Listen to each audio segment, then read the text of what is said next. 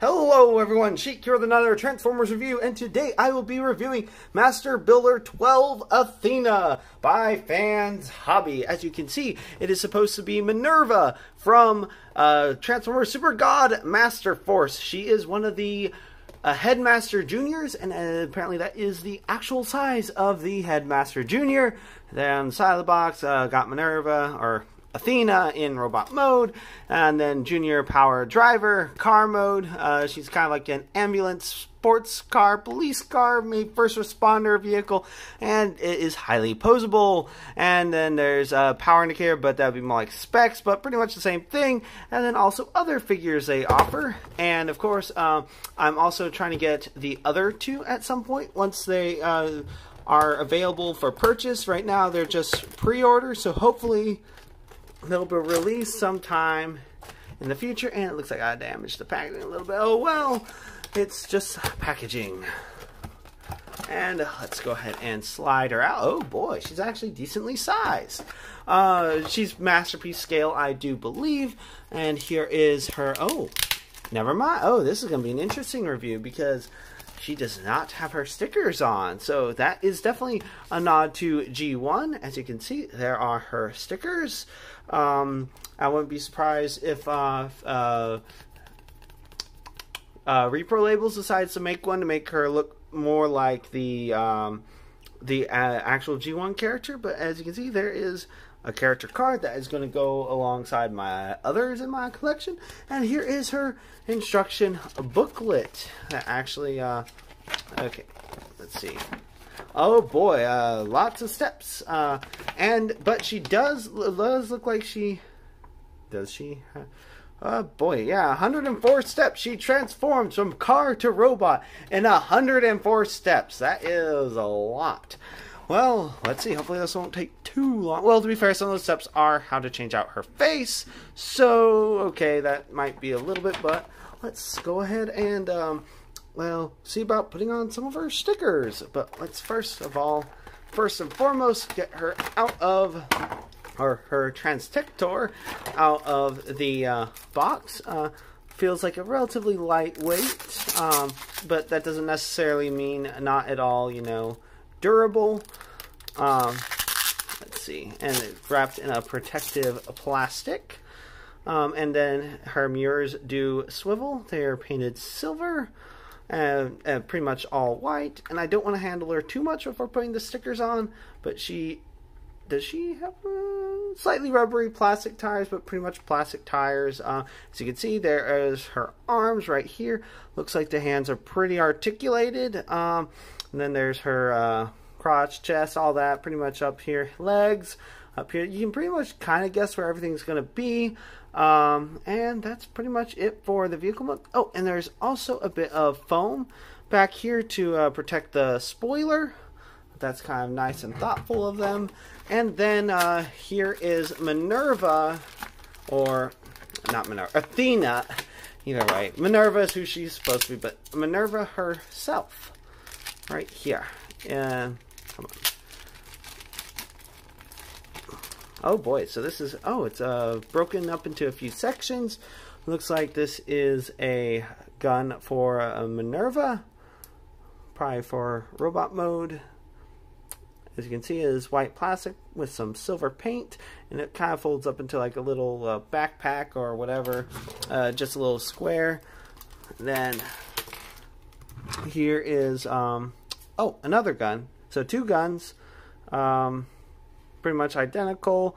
And then here is Minerva, or Athena, and she does have what looks like ball joints for the hips, and then ball joints for the arms. Head is also well, looks like it's on a ball joint, and as you can see, it is red with the blue visor. And of course, they're not going to have her hair flowing out because that would be unrealistic and probably difficult to do for the toy. And the articulation is, like it says, highly posable. She does have elbow joints, which is very surprising given her size. And then also knee joints. And then a little bit of an ab crunch, but that's also probably more for transforming into the head of the Transtector. So let's go ahead and just set her off to the side for now. And then this is the top of her head right here. And then alternate face of Athena or Minerva smiling. And that's pretty much it for her accessories. So let's go ahead and see about getting these stickers on.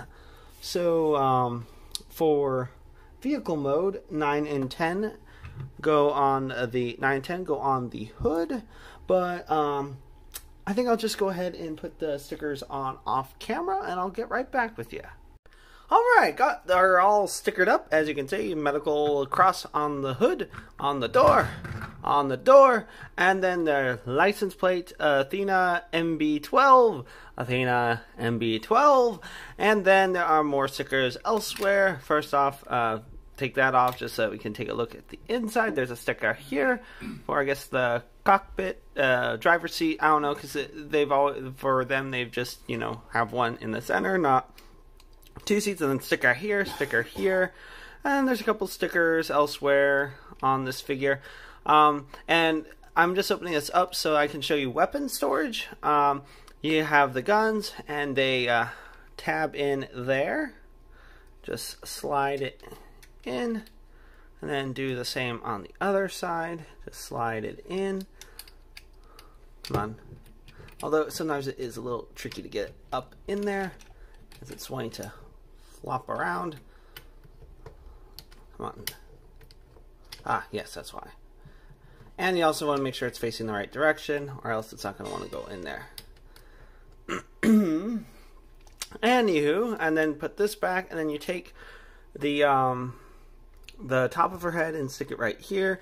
And I know that's a little bit more parts forming, but in the show, it technically, I think it was the seat that formed the top of the head, and then they would come out, and yeah. And then, of course, she's just kind of scrunched up for the head, but just take her legs out, pull them down, and I'm not exactly sure how they're supposed to go in here, but I do believe you kind of spread that apart a little bit and just wiggle them in there, but I still haven't been able to quite figure it out, and it's a little frustrating, but pretty much you just want to get her in there. Let's see. Yeah, not wanting to sit in there. But I guess you can have her legs up like this, but pretty much any way to get her in there so that she'll actually sit down. Well, that's pretty much the best I can do as far as getting her to sit in there. And then, of course, then you can just put this back on top and then clip it back into place. But I'm not going to fully secure it back in there because I'm going to go ahead and transform her into her robot mode, or at least her Transtector into robot mode. And we'll just go ahead and start with that. So, of course, you want to take her out, take off her the top of the head, take out her guns from storage, and then you just want to kind of start pulling everything apart. Just disconnect right there, pull right here, pull right here, and her arms are like up here. You want to disconnect right here, rotate all the way around, and right here, rotate all around like so, and then clip together, and then you press it all the way down, although you want to kind of get it also behind the up here, and this forms the back and waist of Minerva. Minerva, Athena, doesn't really matter. And then you also have this, the console for the car, fold it up, and then you fold these panels in, and you pretty much got that done. And for the doors, you just want to kind of just get them pulled down, just hanging out. And then for her mirrors, as you don't want those getting caught and maybe popping off, hopefully they wouldn't snap off, because they do have a little clip right there, so it's not just going to snap off, but you get them flush up there. Then same on this side, you just rotate the mirror and rotate down. Then you also want to rotate or flip the windows in, and then close these black panels up. And then I don't know if it matters necessarily, we'll see real quick, but You also then just get slid up, and then you put this tab into this slot right there to get it all nice and snug in place. Same with this side.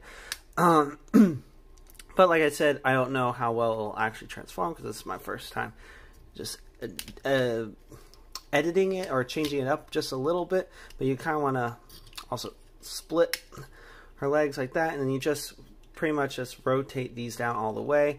But it's probably best to do it one at a time. Then you also want to, before you do all that, you want to flip this out. Then you just rotate it out, pull this down, which is going to form her kneecap, or knee guard, whatever you want to call it. And then you want to rotate this out like so, and then you flip this around, get it like that, and just fold it down, and then you got her foot. And then you just close this back up, although for some reason this leg, it doesn't quite like to click into place just right, but it's good enough for the most part normally, just as long as you don't mess with it too much. And then the other stickers are on her on her lower thigh on the front, and then just do the same on this side. And then first off, foot, pull that out, and then rotate around, and then same right here, pull that up, rotate, or not, well, pull down, then rotate, fold up, and got her other foot. Then close this up, and like I said, this one I think holds a little bit better, but not necessarily much better than this side. As you can see, the side's already come undone again. But it's just a little ledge that this sets on rather than a big old tab. So it's not, obviously it might not be able to hold as strongly as, say, other types of tabs. But also if they use another type of tab, it's possible that it would be more likely to break. Then pretty much just unfold her arms, get the back of the car out of the way. And then you rotate her shoulders down, then you can position her arms as needed, rotate her hands. And as you can see, her hands are also fairly articulated. Somewhat nerve-wracking because I'm afraid that when I transform her that I might break them. And she doesn't have optional hands like some third-party ones where it's just like, you know, a standard hand with a slot to hold a weapon rather than articulated fingers.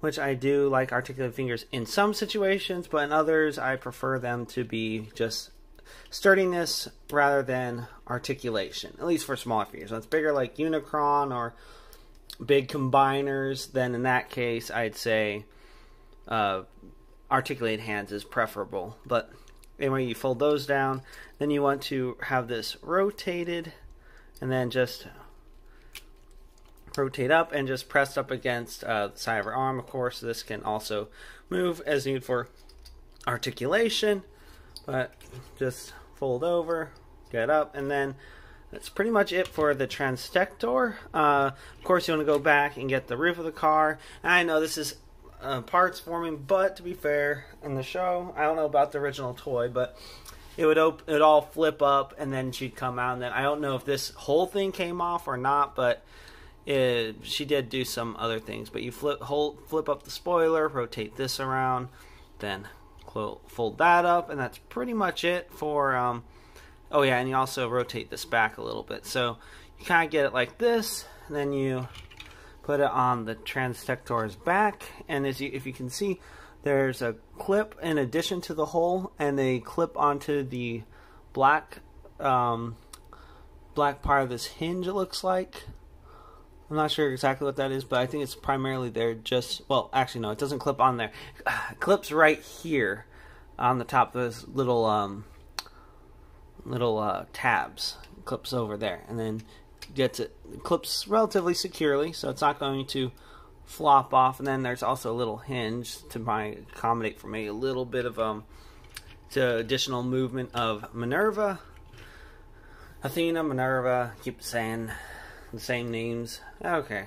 And then for the head, pretty much just scrunch her up, have her arms straight, flip her up like this, put the front of her head on like that, and then just stick her in there, clip into place, and it's pretty sturdy in there. And there you have her in her robot mode, and she does look pretty fine, pretty nice. But I will admit there are a couple parts like that really can be problematic. Is her legs, especially when going back to car mode. But for the most part, it's a pretty good transformation. And then for accessories, her guns can go on her hips, like so. I think it's actually more this way. I don't think it matters too much, but they do go on her hips. And then you can also, of course, put them in her hands. And well, since that one decided to be so kind and pop off, I'm going to go ahead and use that one for the demonstration. There's no need necessarily to have both of them out. Although the handles are kind of small, but I did manage to flip this one out. But the basic guns, like I said, white with silver, and there's also silver paint in there.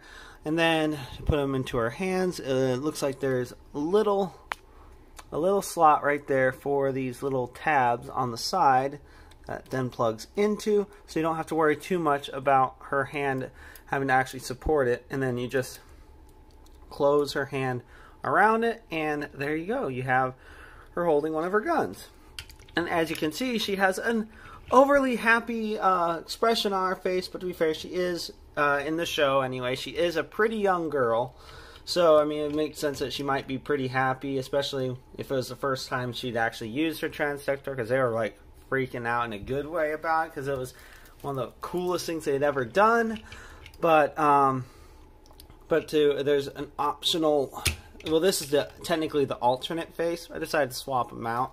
But the normal face, you might have seen as I was looking at her initially, but you just pop it off.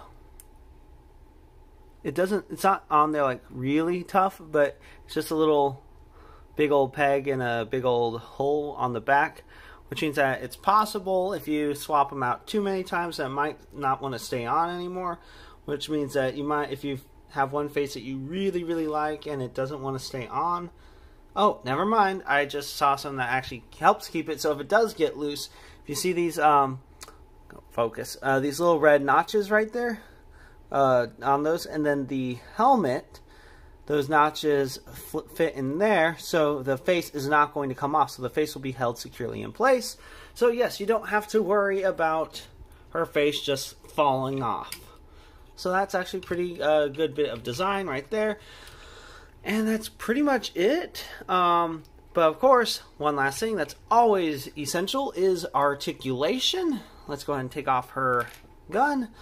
And also, I guess, take another look at her face. I don't know if I took a really good look at the robot mode face, but it's pretty much a white with red accents around the face, orange face, blue, light blue silver eyes, and then light blue silver, well, light blue, not silver, but metallic, but you know, you get the idea.